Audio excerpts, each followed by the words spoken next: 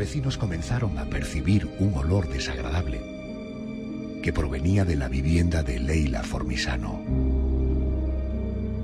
Hacía 3 días que la mujer no salía de casa, a pesar de que acostumbraba a salir diariamente para pasear o hacer algunas compras. Preocupados, los inquilinos del edificio llamaron a la policía. Los agentes llamaron insistentemente al timbre, pero no recibieron respuesta. Entonces accedieron a la casa por el balcón.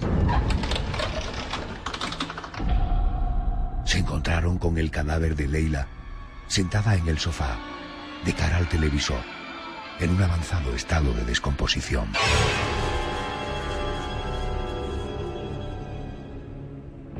El médico determinó que la mujer había fallecido por infarto de miocardio.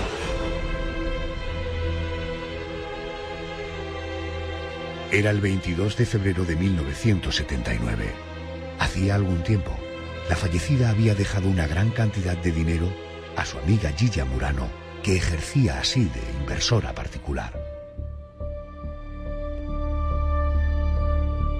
Aquel suceso no habría tenido mayor trascendencia, de no ser porque apenas unos días antes, Nilda Gamba, otra acreedora de Gilla, había muerto padeciendo grandes dolores estomacales. Y apenas un mes después, murió en extrañas circunstancias Carmen Zulema, prima de Gilla Murano. La mujer le había dejado en depósito 22 millones de pesos. El mismo día del fallecimiento, desapareció de su casa el pagaré que certificaba la deuda. Las 3 mujeres eran acreedoras. Las 3 habían comido pasteles preparados por Gilla. En las 3 había rastro de haber consumido cianuro. La argentina Gilla Murano fue condenada por triple homicidio y fue conocida popularmente como la envenenadora de Montserrat.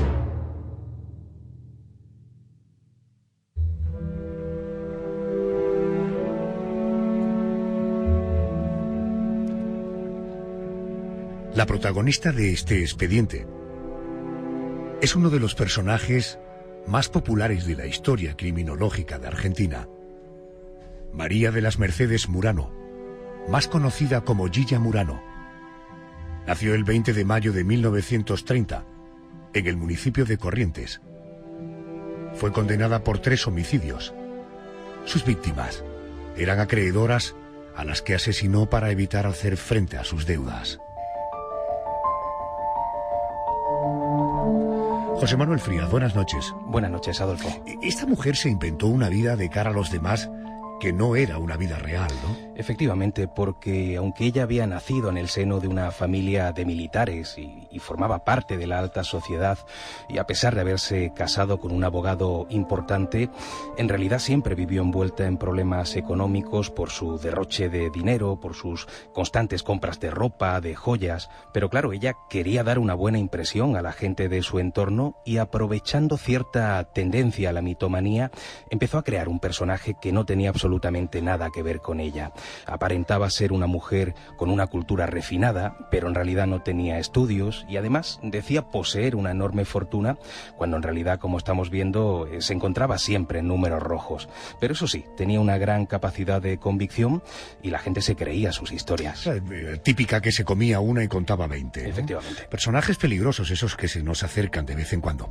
Supongo que la situación se le complicaría cuando su marido Antonio Murano, cansado de mantener ese tren de vida y cansado de las infidelidades de su mujer, finalmente se separó de ella. Aquello fue un palo tremendo para Gilla porque, aunque su ahora exmarido le pasaba una pensión mensual, aquello no le llegaba para los gastos a los que ella ya estaba acostumbrada.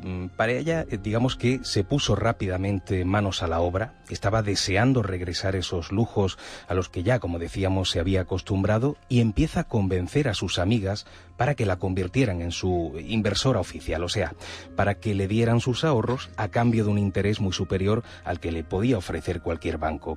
Operaciones que quedaron, por supuesto, selladas con varios pagarés. Naturalmente convenció a las amigas y accedieron, ¿no? Bueno, varias de ellas pusieron sus ahorros íntegros en manos de Gilla, que usó, por supuesto, aquel dinero no para lo que debía usarlo, sino para volver de nuevo a sus compras, endeudándose cada día más. Te pongo un ejemplo, Adolfo. Su prima, Carmen Zulema, había enviudado hacía poco y como su marido había sido un importante empresario, ella heredó una suma bastante importante de dinero. Gilla fue tan convincente con ella que en enero de 1979 logró que Carmen le dejara en depósito 20 millones de pesos. La convenció diciéndole que, ese dinero quedaría a cargo de un abogado, que en poco tiempo se iba a triplicar, aunque por supuesto todo eso era incierto. En el pagaré se indicaba que el 27 de marzo le devolvería el dinero y sus intereses.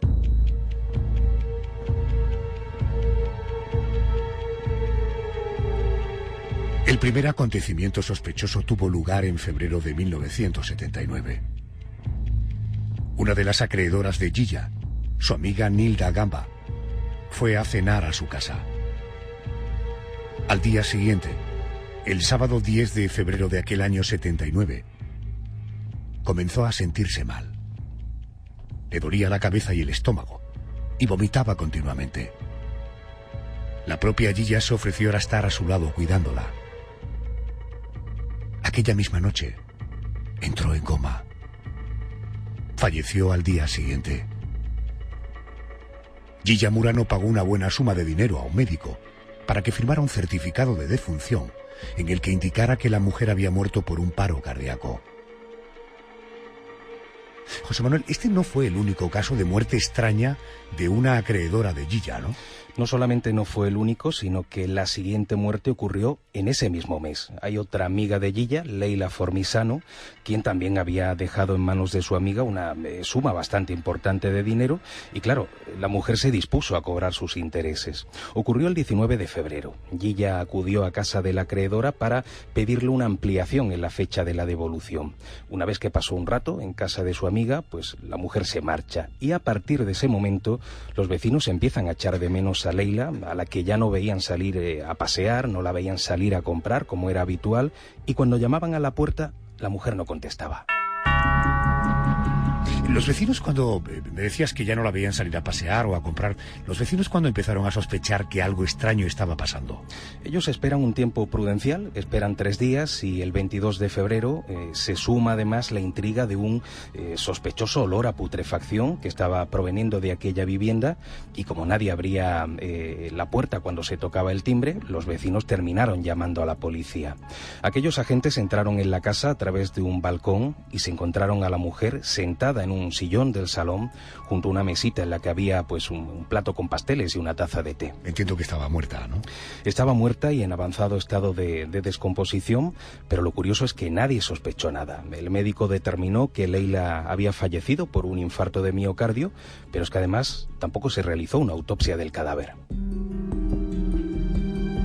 La historia se repitió el 24 de marzo de 1979.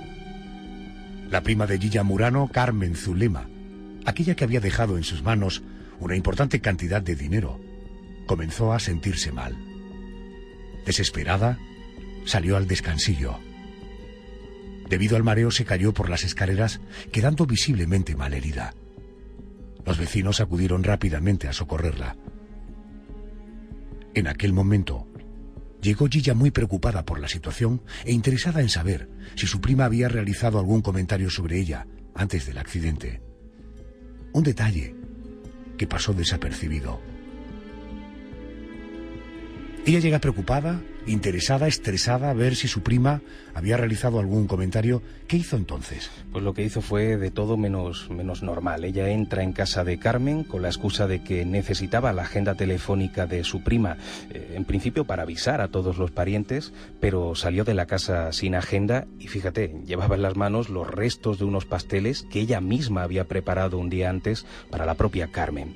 Por desgracia, su prima falleció de camino al hospital y los médicos, sin darle tampoco importancia al asunto, no realizaron autopsia e indicaron en el certificado de defunción que aquella muerte se había producido por un paro cardíaco debido a un accidente.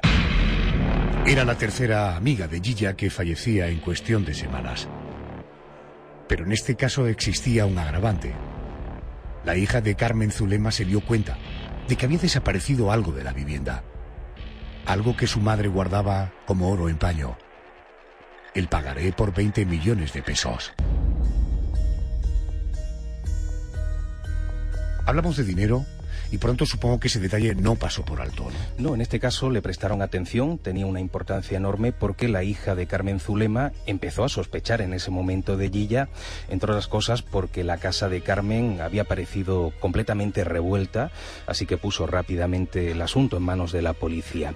Y fue ahí cuando los agentes se dieron cuenta de que, casualmente, las 3 fallecidas eran acreedoras de Gilla y que las 3 habían consumido pasteles que ella misma había preparado. Además, las 3 murieron en poco más de un mes. José Manuel, ¿se investigó a través de las autopsias si había sustancias veneno en las víctimas? Sí, porque desde el momento en el que la policía comienza a sospechar de Gilla, se inicia un proceso para realizar la autopsia a Carmen y también a Nilda, exhumando en este caso el cadáver de la segunda, y en ambos casos se descubrió cianuro en los cuerpos, así que se entendió que lo habían consumido porque estaba introducido en los pasteles. Antes de continuar, hemos querido buscar un paralelismo de la historia de esta noche con un caso mucho más cercano en el tiempo y en el espacio. Muchos recordarán los asesinatos de Paquita Ballesteros, conocida como la envenenadora de Melilla. Esta noche vamos a recordar el caso de esta famosa criminal de la mano de la escritora y divulgadora, Elena Merino, autora del libro En la piel del asesino. Elena, buenas noches. Hola, ¿qué tal? ¿Cómo estáis? Buenas noches y bienvenida a COPE. Muchas gracias. Aunque ahora vamos a conocer la cronología de los hechos, parece que durante el juicio celebrado en el año 2005 se supo que los asesinatos fueron cometidos por un motivo, digamos, sentimental, ¿verdad? Bueno, quizás sea mucho decir porque según los especialistas, Paquita tiene un perfil de psicópata y por lo tanto estaría un poco alejada de esto de que nosotros entendemos convencionalmente como sentimientos, ¿no? Más bien lo que pasa es que quería rehacer su vida, quería empezar de cero, quería reinventarse y tenía un obstáculo que salvar, que era su propia vida, ¿no? Su propia familia. Lo que quería era hacer un borrón y cuenta nueva, pero ausente por completo de sentimientos. Es cierto que le esperaba, como digo, esa nueva vida, le esperaba una pareja, ¿no? Se había prometido un matrimonio con alguien, pero dudo mucho que realmente fuera por amor hacia esa persona que quisiera librarse de su familia. Uh-huh. ¿De qué manera se produjo el primer asesinato? El primer asesinato que ella confesó, ¿no? El primer asesinato que por la que se le detuvo fue en realidad contra su primera hija, contra Florinda, en 1990.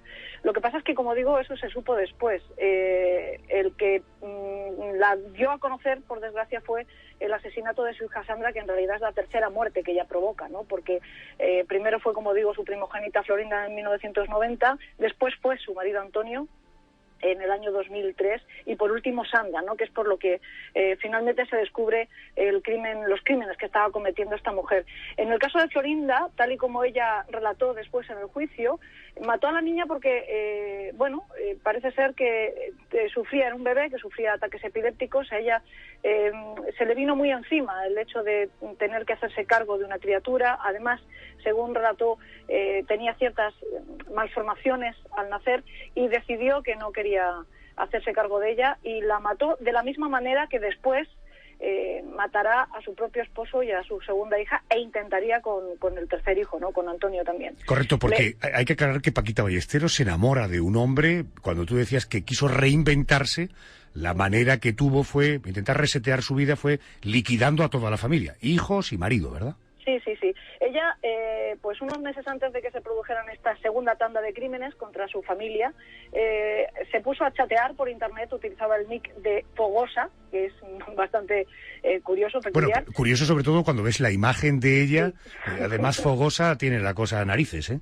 Bueno, pues según dicen, debía ajustarse a la realidad, porque ella en estos chats conoció a 3 hombres, pero se llegó a citar con uno de ellos, mientras o a los pocos días del primer ingreso, digamos, de toda su familia, además de Antonio también, del marido, que moriría apenas unos meses después. Ella dice que se tiene que marchar a Málaga a hacerse una liposucción, pero en realidad se va a Canarias a conocer a uno de estos 3 hombres.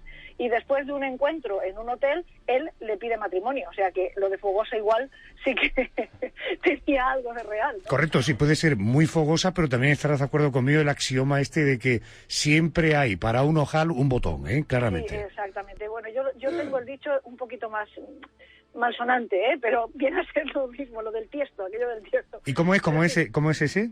Siempre, bueno, con perdón, siempre hay una mierda para un tiesto y un tiesto para una mierda.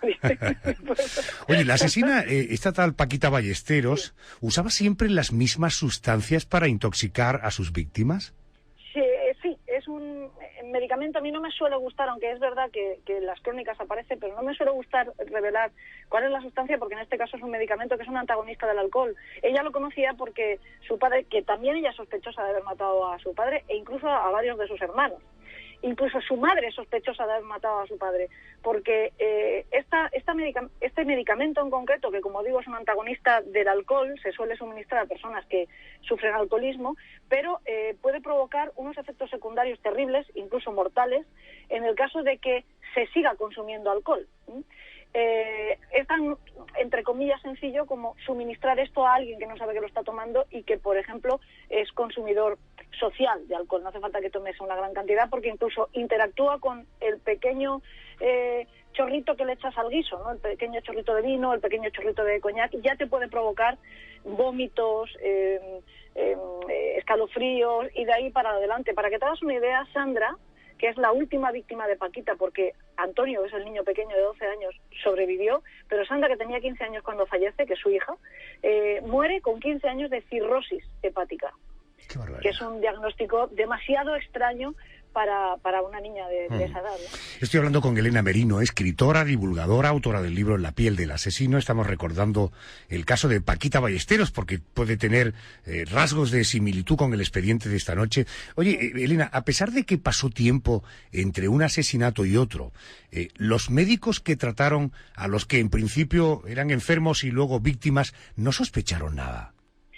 No sospecharon, porque la primera vez que la familia, Antonio y sus 2 hijos, son hospitalizados, Paquita lo que dice es que efectivamente los diagnostican una intoxicación, pero Paquita lo que dice es que ha fumigado recientemente el piso y que eso les debe de haber afectado, ¿no? Posteriormente, Antonio, que parece que no le levanta cabeza, acaba muriendo y se certifica que ha sido por un paro cardíaco. Antonio, el marido, ¿verdad? El marido, efectivamente. Se dice que ha sido por un paro cardíaco.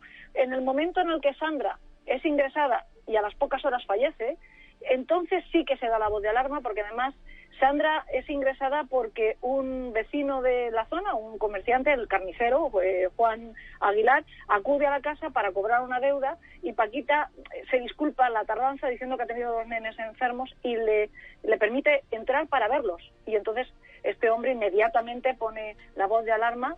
La ambulancia acude, se lleva a Sandra y, como digo, apenas unas horas después de llegar al hospital fallece. Como el niño está igual y tiene síntomas similares, claro, esto ya sí despierta las sospechas de las autoridades, que llegan a pedir la exhumación de Florinda, esa bebé que mató en primer lugar, y de Antonio, pero la sustancia que ella utilizó para envenenarlos, al cabo de pocas horas, además de que es insípida, inodora, etcétera, al cabo de las pocas horas desaparece del organismo y no se le pudo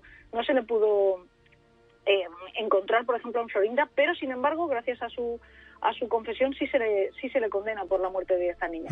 ¿Y cómo y cuándo se descubre la tendencia criminal de Paquita Ballesteros? Pues me temo que cuando llega al final de la historia, ¿no? Cuando esta chica Sandra es ingresada, las autoridades se dan cuenta de que no es por un proceso normal en una niña de 15 años. Además, el hermano, como digo, también tiene que ser ingresado de urgencia y sobrevive casi milagrosamente. Es cuando detienen a Paquita a los pocos días de la niña muere. Sandra muere el día 4 de junio y el 6 de junio es cuando es detenida la madre, y ella misma confiesa en la comisaría, confiesa que ha matado a Florinda y que ha matado también a su hija. Y es en ese momento cuando se descubre quién es Paquita Ballesteros en realidad, ¿no? En ese momento, y lógicamente después en la instrucción del caso hasta llegar a juicio, ¿no? Porque claro, ella va a cambiar varias veces la explicación de los crímenes va a alegar distintos motivos, desde que su marido le pegaba y que ella casi emplea este método como defensa propia, hasta que intentó matar a sus hijos porque ella se quería suicidar y que era como una especie de suicidio, ¿cómo se dice? Ahora no me sale el término, pero expandido, ¿no? Por misericordia, que llaman, ¿no? Es decir, como no quiero dejarlos solos en el mundo porque no hay nadie más que les quiera y yo me voy a quitar de en medio, pues me los llevo conmigo, ¿no? Caramba. Todo esto después quedó demostrado que no era así. Como te digo, los peritos, psicólogos y psiquiatras forenses, pues certifican que esta mujer estaba en pleno uso de sus facultades y que más bien tiene rasgos psicopáticos más que de ningún tipo de trastorno mental, ¿no? Ya. Es decir, que sabía perfectamente lo que hacía y lo que quería era librarse de un estorbo, entre comillas. Para ella es lo que eran estas personas, las cosificó por completo y simplemente quería empezar de cero y tenía que reinventarse. Para eso tenía que formatear por completo su vida y borrar de en medio su familia. Correcto. Además hay otra cosa. Se sabe que para llevar a cabo esto ella quería dejar de tener que pagar la hipoteca, poder librarse de su casa, y para eso era importante acabar con la vida de Antonio, de su marido, puesto que el seguro se hacía cargo de la hipoteca. O sea que también había detrás un cierto móvil económico. ¿Qué condena impuso el juez a esta mujer? Pues como le condenaron por delito de asesinato con varios agravantes, en el caso de su marido, en el caso de Sandra, de su hija, e incluso de su primogénita, y en grado de tentativa, en el caso de Antonio, su hijo pequeño, la suma de toda la condena asciende a 84 años de cárcel, ¿no? 25 años por el primer caso, 20 por el segundo, al final sumando 84 años de prisión. ¿Ella continúa viva? ¿Sabemos si continúa viva? Sí, ella continúa viva y en la cárcel. O sea, nos puede estar escuchando esta noche, ¿no? Pues supongo que sí. Claro, si escucha la radio y sintoniza la COPE, desde luego esta noche se encuentra con este pastel. Oye, no sería la primera vez que yo me llevo una sorpresa de ese tipo. La más exótica que me ha pasado es que recibí un like en Twitter de un asesino en serie famosísimo inglés, en cierta ocasión que yo hablé de él en un programa de radio, y me encontré un like a un Twitter y un retweet. Eso te pasa por tener esos amigos. Eso me pasa por tener esos amigos. A mí me parece de lo más exótico. Sé que no fue él, debió de ser algún representante, pero de repente encontrártelo es escalofriante, ¿eh? Sin duda. Elena, gracias por atenderme. Un beso fuerte. Gracias a vosotros. Un beso. Gracias. COPE y Editorial Secotia presentan El Hotel de los Horrores. Ya está a la venta la tercera entrega del coleccionable Mi Expediente Favorito. El Hotel de los Horrores, una crónica negra seleccionada del programa La Noche de Adolfo Arjona. Consigue tu ejemplar en librerías. Entra en miexpedientefavorito.com y forma parte de un exclusivo club con el que conseguirás regalos de miedo. Bueno, retomamos nuestra historia. Habíamos dejado a Gilla Murano en el punto de mira de la policía. José Manuel, ¿detuvieron a la sospechosa? Sí, allí ya la detuvieron en su vivienda el 27 de abril de 1979, aunque ella, por supuesto, negó su autoría en esos crímenes, entre otras cosas alegando, fíjate qué curioso, que no sabía hacer pasteles. Además aseguró que le había devuelto el dinero a su prima Carmen y que, bueno, ella hacía tiempo que le había devuelto el pagaré. Un médico de la unidad me dijo, qué horror, Gigi, dice, cada vez encuentran cosas distintas, dice, de usted. Y después me dijo, eso es una cosa que se toma y la gente queda muerta. Yo llegué con mi paquete de masas, como hacía siempre que iba a cualquier lado. Si me decían unas amigas, mirá, Gigi, preciso, por ejemplo, empanadas, llevaba empanadas. Si me decían masas, ¿No las cocinabas vos? No, si yo no sé cocinar, por Dios. Y menos hacer postres. Esa es la voz de Gilla Murano. Bueno, las autoridades no creyeron el testimonio de Gilla y la mujer fue inmediatamente recluida en la cárcel de Ezeiza. El fiscal Mario de la Vega pidió para ella cadena perpetua. En los siguientes meses ocurrió de todo. Gilla fue aceptada por las reclusas. Sufrió un derrame cerebral. Se le descubrió un tumor que le fue extirpado. Y lo más sorprendente, otro juez, Ángel Mercado, la absolvió de todos los cargos y la dejó en libertad el 15 de junio de 1982. Pero la cosa no acabó de manera tan fácil para Gilla, ¿verdad, José?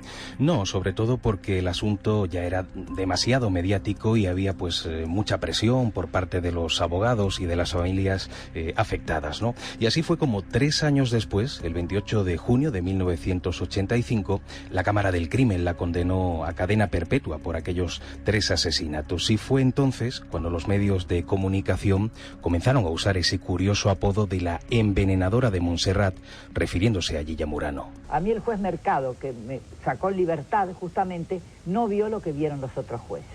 De lo cual nunca voy a entender a la justicia humana. Porque ¿cómo? Si un juez te da la libertad, después te condenan, es preferible que te dejen adentro 100 años y que todos los jueces pasen por vos. Entonces así dicen, bueno, es o no es, pero no te dejen en libertad y después te traigan. Por lo tanto, 3 años después fue detenida de nuevo. Fue difícil dar con ella porque se escondió, pero sí, finalmente fue detenida por segunda vez y devuelta a la cárcel. Pero en 1993 se le conmutó la cadena perpetua por una reclusión de 25 años de prisión. Y hay quien dice que estos favores se debían a que había tenido amantes en esas altas esferas judiciales, incluso políticas. Por lo tanto, la mujer recuperó la libertad, en este caso después de 16 años, el 20 de noviembre de 1995. La ley es humana, mientras que la justicia es divina. Debemos aceptar entonces que la ley, como creación humana, puede también equivocarse. Puedo asegurarles que en mi caso se equivocó y mucho. Cuentan que envió una caja de bombones a cada uno de los jueces que firmaron su puesta en libertad como agradecimiento. Pues sí, pero cuentan también que, por supuesto, ninguno de ellos lo probó porque Gilla no tenía muy buena fama en cuestiones culinarias. Claro, no me extraña. La controversia no acabó con la muerte de las 3 amigas, las 3 acreedoras de Gilla Murano. En 2008 fue denunciada por su sobrina. La mujer aseguraba que su tía había intentado envenenarla, dándole de comer unos pasteles preparados por ella. Pero al carecer de pruebas, Gilla no fue llevada a juicio. Comentamos al principio que el caso de Gilla Murano fue uno de los más conocidos y reconocidos en Argentina. Y creo que la propia Gilla llegó a participar en programas de televisión o de radio aportando su visión de los hechos. Sí, de hecho fue un personaje muy mediático y lo sigue siendo. La mujer se dejó entrevistar muchas veces, no ponía nunca ningún tipo de impedimento, incluso aceptaba un poco el tono de humor de algunas de esas entrevistas, como es el caso, creo que es el más famoso, de la charla televisiva que mantuvo con la famosa presentadora Mirta Legrand. En un momento de esa entrevista, y eso estaba preparado por supuesto de antemano, Gilla le regaló unos pastelitos que puso sobre la mesa. Al principio la presentadora no se atrevió a probarlos, pero finalmente se animó y por supuesto no ocurrió nada. Además, hay que decir que en todas esas entrevistas ella siempre mantuvo su inocencia. ¿Almuerzan hoy con la señora Mirta Legrand? La señora María de las Mercedes Boya Ponte de Murano. Gilla, la envenenadora de Montserrat. No se mueva de este canal, porque hoy puede pasar cualquier cosa, Madre mía, este programa de Mirta Legrand además era un programa donde de cocina, se sentaban a comer. En fin, pero si se llevaban a cabo entrevistas así en tono de humor, eso significa que en el fondo la opinión pública le era favorable, ¿verdad? Sí, eso es lo curioso y lo que me cuesta entender, porque por una parte la gente creía que realmente era una asesina, pero el caso es que terminó convirtiéndose en una especie de estrella, de mito. Tuvo un club de fans, tuvo una legión de seguidores que estaban locos por conseguir un autógrafo de la envenenadora de Montserrat. Bueno, más allá de ese efecto extraño que le profesan, me imagino que su figura habrá inspirado libros o guiones de televisión, ¿no? Hay mucho material en el ámbito televisivo. En el año 2006, Gilla apareció representada en la serie Mujeres Asesinas de Canal 13. Allí su papel lo interpretó la actriz Nacha Guevara, aunque la propia Gilla aparece al final del capítulo de nuevo defendiendo su inocencia. Aquella misma serie, Mujeres Asesinas, se adaptó en México y el papel de Gilla lo interpretó en este caso la actriz Patricia Reyes, pero ya un poquito más recientemente, a mediados de 2007, hace bien poco, la serie Irreversible, creada en Chile y dirigida por Carlos Pinto, basó también un capítulo en ella. Y a principios de 2016 se realizó un famoso musical dedicado exclusivamente a su figura, basado en un libreto de Osvaldo Bazán. La envenenadora de Montserrat, un gusto a cianuro. Una no es una solamente, una es muchas mujeres. A mí me pasa. Vamos a contactar precisamente con el escritor que estuvo al cargo del texto del musical dedicado a la figura de Gilla Murano. Es mi colega Osvaldo Bazán. Muy buenas noches. Hola, ¿qué tal? ¿Cómo estás? Buenas noches. Oye, ¿cómo nace la idea de hacer un musical dedicado precisamente a la figura de una mujer que fue condenada por asesina? Supongo que por su popularidad y por la proyección mediática de su vida, ¿no? Suponés muy bien. En principio, Gilla Murano es un personaje que está en la memoria colectiva de la Argentina. Todos saben, todos recuerdan aquel caso porque, bueno, asesinos hay muchos, asesinos seriales hay menos, pero hay muchos. Señoras que hayan matado a sus 3 mejores amigas, no hay muchas. Y en el momento en que esto ocurrió, en el año 1979, fue un gran caso y que siguió por mucho tiempo. La gente seguía ávidamente las noticias en los diarios, en los periódicos, y después ella estuvo presa y después en un momento le conmutaron la pena y después tuvo que volver a la cárcel. Entonces ella además, cuando sale de la cárcel después de 16 años, recordemos, la memoria popular recuerda que ella envenenaba a sus amigas con bombas de cremas que ella misma preparaba, ¿no? Con masas. Ella se presenta al poco tiempo en un programa de televisión muy famoso que hay en Argentina, que sigue habiendo, que conduce la actriz Mirta Legrand, que es Un Almuerzo, ¿no? Este programa es uno de los más conocidos e históricos de la televisión argentina. Y ella se presenta en ese almuerzo con un paquete de bombas de crema, invitándola a la conductora del programa. Uy, Yuyu, peligro. A esta conviene no coger en los pasteles, ¿eh? A ver, yo estaba trabajando hace unos años en el diario Crítica, un diario que había en Argentina, y ella apareció en la redacción a las 6 de la tarde con una bandeja con bombas de crema. Uy, Dios mío. Por supuesto, era una redacción, a las 6 de la tarde todos comimos. No nos pasó nada. Pero digo, no solo era una asesina que, vaya paradoja, era muy simpática. Correcto. Eso la convirtió en un personaje mediático muy importante. Oye, una pregunta. ¿En el libreto del musical ha habido alguna licencia literaria o habéis intentado ser muy fieles a la historia de Gilla? El musical era un musical de humor negro y la historia era absolutamente fiel a Gilla.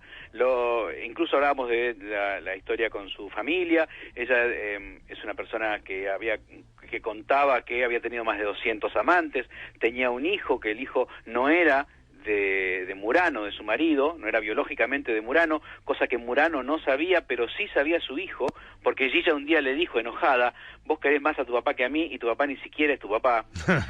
De todo esto hablamos. El único cambio que hubo en el escenario es que ella mató a sus 3 amigas en febrero del 79 con una semana de diferencia cada una. Uh-huh. Nosotros, por una cuestión de brevedad, hicimos que fuera toda junta. Claro, pero todo lo demás estaba basado en lo que ocurrió. Oye, una cosa, ¿y las familias de las víctimas de Gilla se han pronunciado sobre este musical?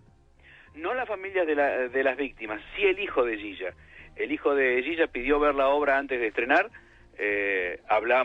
hicimos una función para él, quedó absolutamente emocionado porque él se reconocía en el actor que hacía de hijo de él, y también especialmente con la relación con su padre. Él me había pedido muy claramente, decir lo que quieras, pero mi papá es sagrado.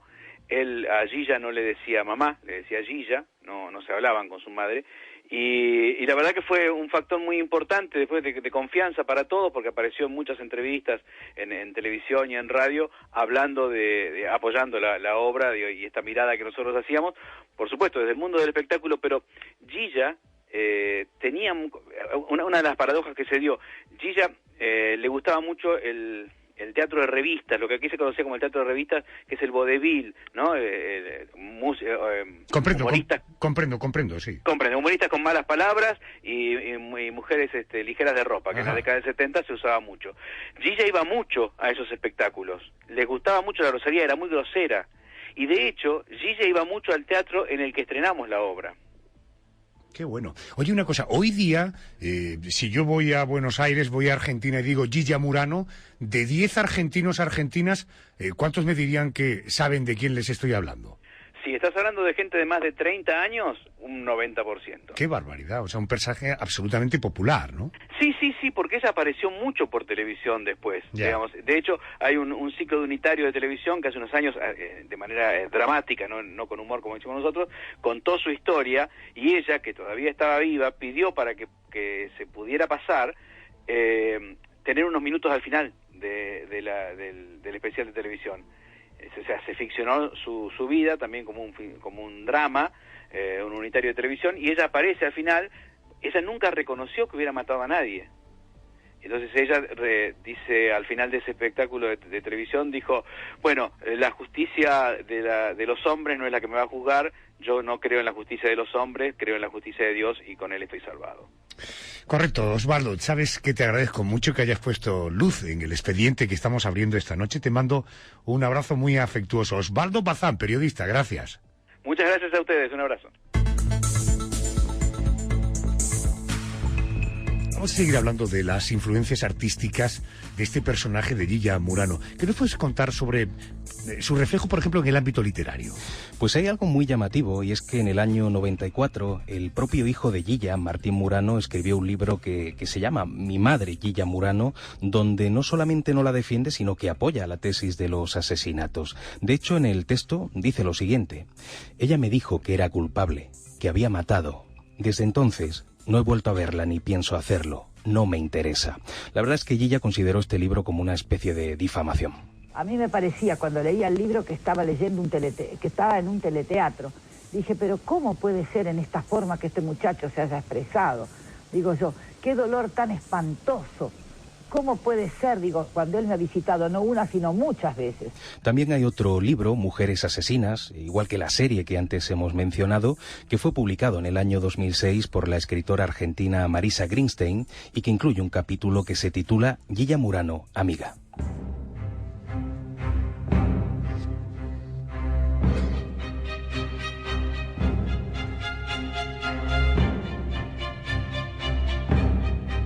Hoy todo lo relacionado con Gilla Murano es un misterio. Todo apunta a que sigue viva, que roza ya los 90 años. Pero en el geriátrico del barrio porteño de La Plata, en el que fue ingresada en su momento, no quieren siquiera confirmar si sigue viva.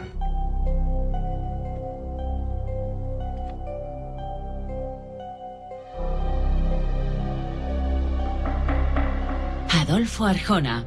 La noche. COPE. Estar informado. ¿Qué estás pensando?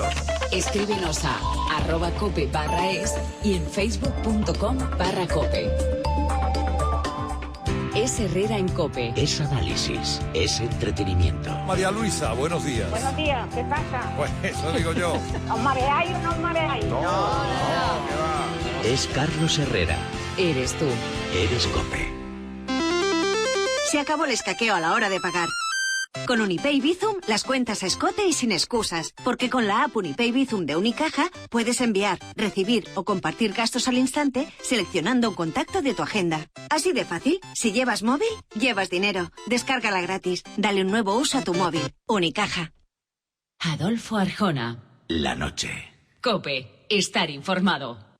COPE y Editorial Secotia presentan El Hotel de los Horrores. Ya está a la venta la tercera entrega del coleccionable Mi expediente favorito. El Hotel de los Horrores, una crónica negra seleccionada del programa La Noche de Adolfo Arjona. Consigue tu ejemplar en librerías. Entra en miexpedientefavorito.com y forma parte de un exclusivo club con el que conseguirás regalos de miedo.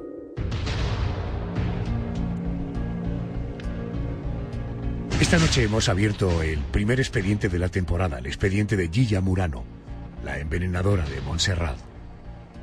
Ya conocemos la historia. Ahora vamos a entrar en los detalles con nuestros expertos de cabecera. Juez Bernardo Pinazo, buenas noches. Hola, buenas noches, Adolfo. Enrique Vega, buenas noches. Buenas noches.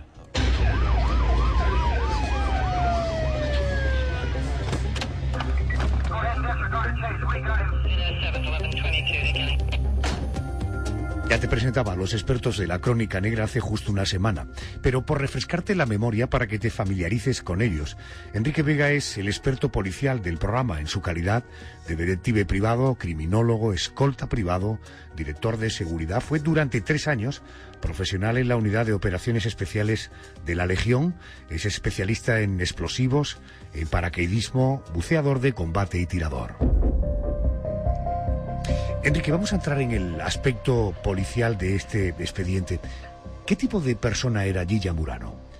Pues mira, Gilla Murano, según las personas que la conocían bien, y entre ellos, por ejemplo, pues Martín, su propio hijo, era una persona fría, teatral, manipuladora, con rasgos claros de mitomanía y muy egoísta. Era una mujer que vivía de la mentira y del egocentrismo, y su posición social, propiciada por su infancia acomodada y por su matrimonio con un reputado abogado, le dotaba de medios para moverse en las altas esferas y le dotaba de credibilidad en sus fantasías. Parece ser que una mujer con multitud de infidelidades, hasta el punto de reconocer que su hijo no conoce a su padre biológico, hecho que ocultó hasta mucho después de la muerte del que Martín entendía como su padre natural. No tendría ningún reparo en gastar por encima de sus posibilidades con tal de mantener el estatus. Y con todo esto podemos entender que era una persona que tenía un desafecto importantísimo por los seres queridos y cercanos, y aún así pues gozaba de mucha confianza y credibilidad, curiosamente, por las personas cercanas. Bueno, siempre decimos, este perfil, o en este perfil podríamos ver a centenares de personas que no necesariamente terminan cometiendo asesinatos, afortunadamente. Pero en todo caso, ¿cuál era el móvil de estos asesinatos una vez oído el expediente? Tiene un móvil muy claro. El móvil de los asesinatos era exclusivamente el económico, llevada por la necesidad de mantener el mismo ritmo de vida que tenía antes de separarse. Busca otros medios ilegales, en este caso, ya que incluso fue acusado de fraude por lo que hizo, ¿no? Por el relato que hemos hecho, tengo la impresión de que Gilla era una persona que premeditaba, es decir, una persona muy estratega de sus actos, ¿no? No era absolutamente nada premeditada. No lo era. No era nada premeditada. A la luz de las pruebas podemos entender que iba actuando según los acontecimientos, aunque con mucha astucia, eso sí, muchísima astucia, y la fecha de los asesinatos estaba determinaba, en este caso, estaba determinada por los plazos de las devoluciones de los préstamos adquiridos, ¿no? Actúa con mucha torpeza para alguien que tomaba una determinación tan importante, que era quitar la vida a otra persona, empujada por la desesperación, que por otro lado no dejaba ver, ya que aparentaba bastante tranquilidad en sus actos, ¿no? Las excusas que puso ante las acusaciones revelan, por un lado, la torpeza y por otro la falta de responsabilidad ante los hechos. Decía, por ejemplo, no sé preparar pasteles en sus alegaciones, o nunca invité a nadie a comer y cosas parecidas. Y por otro lado, las actuaciones en torno a los hechos tampoco nos permiten ver una preparación exhaustiva de los crímenes. Vuelve al lugar de los hechos para preguntar por ella misma, algo bastante torpe, la ven salir con sus propios pasteles, deja revuelta la casa, después de entrar con excusa, y era suficientemente torpe en sus actos. Aunque luego con el juez entraremos en el aspecto judicial y jurídico del caso, ¿por qué crees tú que fue tan difícil condenarla? Bueno, solo la suerte fue su aliada, para casi salir indemne de estos asesinatos. En primer lugar, consigue que sean enterradas sus 2 primeras víctimas, con el mismo certificado de función, exactamente, ¿no? Con un paro cardíaco en este caso. Y los cuerpos son inhumados en tumbas generales, sin autopsia, ninguno de los dos, y todo esto pues parecía completamente normal.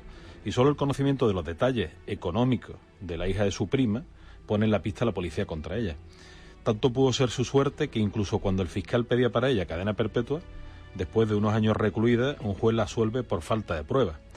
Todo ello porque, aunque al exhumar los cadáveres de Leila y de Nilda y al hacerles la autopsia, aparecieron restos de clorhidrato de cianuro en pequeñas cantidades, que esto es algo que producen los propios cuerpos al estar enterrados en tumbas comunes, y esto no era concluyente en estos 2 cuerpos. Por otro lado, coincidía con la autopsia de su prima, que sí tenía en su interior grandes dosis de cianuro alcalino, y el cianuro provoca el bloqueo de la respiración y una asfixia lenta, temblores, vómitos, fuertes dolores y náuseas, torna la sangre de rojo intenso a morata, los músculos por falta de oxígeno, y produce un fuerte olor a almendra negra. Y un dato muy curioso, provoca el llanto incontrolado de la víctima.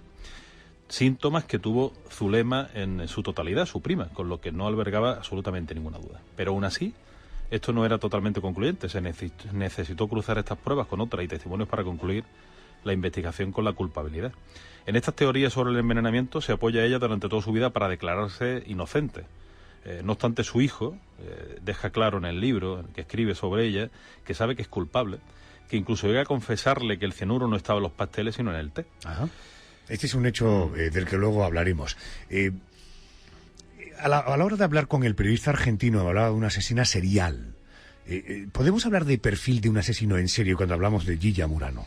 Bueno, yo creo que, aunque hay datos que no lleva a pensar en el perfil de un asesino en serie, como son, por ejemplo, que son más de 3 asesinatos en el periodo de al menos 30 días, que era una persona adaptada a la sociedad sin despertar sospechas, que tenía un alto grado de psicopatía y se distanciaba emocionalmente de sus víctimas, elige un arma homicida usual por las asesinas en serie femeninas, no así como los masculinos, que en un porcentaje alto eligen armas mucho más agresivas, como son las armas de fuego, hachas, bates de béisbol, etcétera, y es una persona manipuladora y seductora. Es cierto que no podríamos concluir que es una asesina en serie, ya que no cumple otra serie de requisitos fundamentales para denominarla así. A ver, cuéntame por cuáles serían los requisitos para poder calificar a un tipo, a una tipa de asesino en serie. A mi juicio, estos serían, pues, por ejemplo, en este caso existe un lucro compensación, como es el lucro económico en este caso, y esto nunca ocurre en un asesino en serie. El motivo no es ideológico o psicológico, que es otro de los factores importantes para un asesino serial. Elige a sus víctimas entre personas conocidas, amigas y cercanas, incluso de su mismo bloque. Esto tampoco es usual. Las fechas de los crímenes están determinadas por plazos de devolución de pagaré. Esto no está muy previsto y es muy por necesidad. No hay una expresión sádica sobre sus víctimas. En este caso, las víctimas son del mismo entorno de amistad y se conocen entre sí, que es un dato también concluyente. No acumula trofeos de sus víctimas, que esto también es muy concluyente, y al final tampoco justifica sus crímenes con sus propias teorías, se declara completamente inocente. Con todo ello, pues podríamos concluir que aunque es una asesina múltiple, no es una asesina en serie tal como conocemos la definición.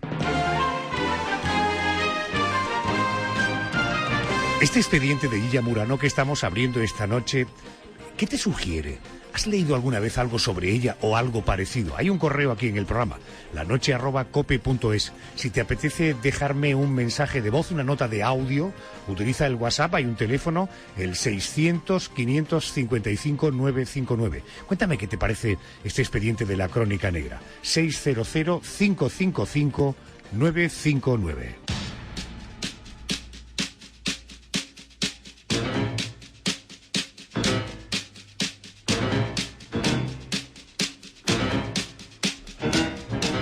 Vamos de nuevo a los tribunales. Bernardo Pinazo es juez en excedencia, ha sido letrado del Consejo General del Poder Judicial, entre otras muchas cosas. Hoy ejerce como abogado.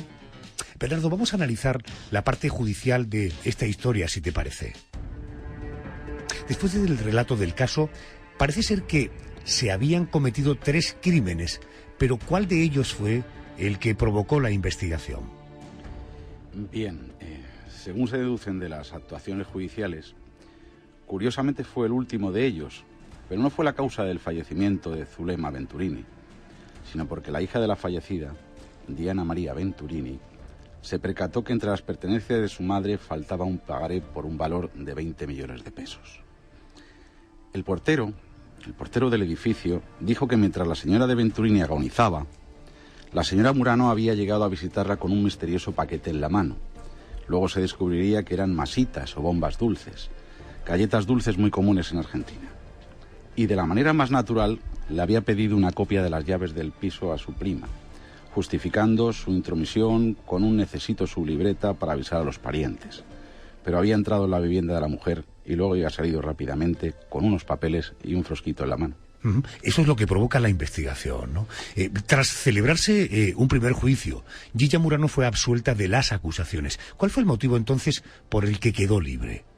En efecto, pero permíteme que te indique unas circunstancias. El juez de primera instancia, Diego Pérez, fue el que conoció de la instrucción de la causa, esto es, la investigación del caso. Pero no por asesinato, sino por muerte natural.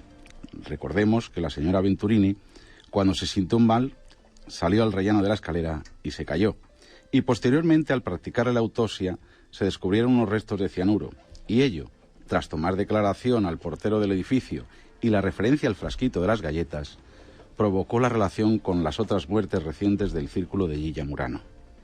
Pero es curioso, la propia Gilla Murano fue la que manifestó que se habían muerto en muy poco tiempo unas amigas suyas y eso fue lo que levantó las sospechas del juez. Tras la investigación o la instrucción de la causa en que se volvieron a practicar la autopsia de las dos fallecidas con anterioridad, el caso fue elevado al juez de sentencia Ángel Mercado, quien la absolvió de todos los cargos y la deja en libertad, porque como había dicho anteriormente Enrique Vega, todas las pruebas apuntaban en su contra, sin embargo no hubo testigos directos de los crímenes, esto es, por falta absolutas de pruebas directas insuficientes para imputar una autoría de esos crímenes.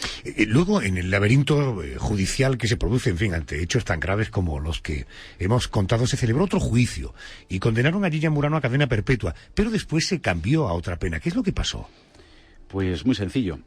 Por aquel entonces, el sistema judicial argentino era escrito. No había juicios orales, por lo que la causa seguía su curso con apelaciones y presentaciones de escritos y otros escritos que se manejaban en el más absoluto de los hermetismos. No había publicidad. La primera sentencia fue recurrida por el fiscal Mario de la Vega Pizarro y fue la Sala Tercera de la Cámara del Crimen de Buenos Aires, el 28 de junio del 85, quien hizo pública la sentencia final del caso Gilla Murano. En rigor, los jueces rechazaron un recurso extraordinario de apelación, por lo que la pena de reclusión perpetua o cadena perpetua quedaba firme, o lo que es lo mismo, ya no había más posibilidad de recurrir, siendo condenada por homicidio calificado por envenenamiento y estafas. Pero años más tarde, y tras numerosos escritos en los que se defendía su inocencia una y otra vez, se le cambió la pena a una pena de reclusión de 25 años de cárcel. Esto supongo que no suele ser una cosa habitual. En todo caso, además de cambiar la pena, se procedió después a una rebaja de la pena también, ¿no? Para más colmo, hay que recordar que el caso de Gilla Murano se llevó a cabo casi al mismo tiempo, a mediados del 85, con el juicio a los generales de la Junta Militar que había gobernado Argentina entre los años 76 y 82. Con posterioridad a la condena de los militares, el presidente argentino entonces, Carlos Menem, proclamó una ley que se conoce por el 2x1. Esto es, 2 años de condena se cumple solo 1, y Gilla Murano se benefició de esa medida de gracia. Por esas razones, en la década de los 90, a Gilla Murano le dieron por cumplida la pena. Curioso, coincidimos con esa especie de suerte de la que hablaba Enrique, ¿no? Ha comentado José Manuel Frías que una vez puesta en libertad, Gilla envió a los miembros del tribunal unos pasteles. Supongo que eso no debe ser muy normal y en todo caso se pueden hacer regalos a los miembros de un tribunal. En absoluto, Adolfo, no se puede y además ni se debe. Hay que tener en cuenta que es una conducta delictiva, tanto para el que hace el regalo como el que lo acepta. Y eso se llama delito de cohecho. En este caso los jueces no aceptaron las cajas de bombones, Hombre, a mí me gusta mucho el chocolate, pero tampoco lo hubiera probado. COPE y Editorial Secotia presentan El Hotel de los Horrores. Ya está a la venta la tercera entrega del coleccionable Mi Expediente Favorito. El Hotel de los Horrores, una crónica negra seleccionada del programa La Noche de Adolfo Arjona.